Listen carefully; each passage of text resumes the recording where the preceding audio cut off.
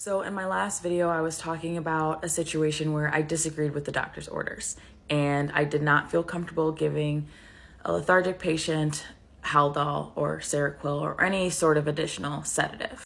And when you're in a situation like this, when you don't agree with the doctor or, you can't understand and they won't tell you the rationale for giving the medication they're deciding on.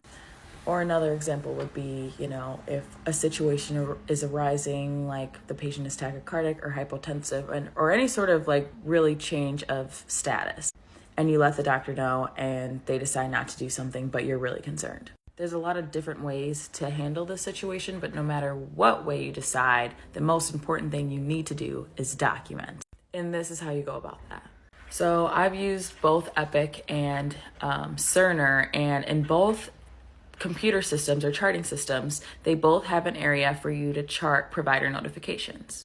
So let's say your patient is newly hypotensive, you let the doctor know, they decide not to do anything. You go back, and it's usually in your vital signs page at the very bottom. You go back to that provider notification area, you write the time, you write who you told, you write what the situation is, like change of vital signs, and then you tell or you document which vital signs. And then there's an option for you to say, receive new orders, did not receive any orders. I forget what the other one is. But essentially just what the provider's response to this is. And that's very important because, at the end of the day, if anything happens, everything that you document will be used in a court of law.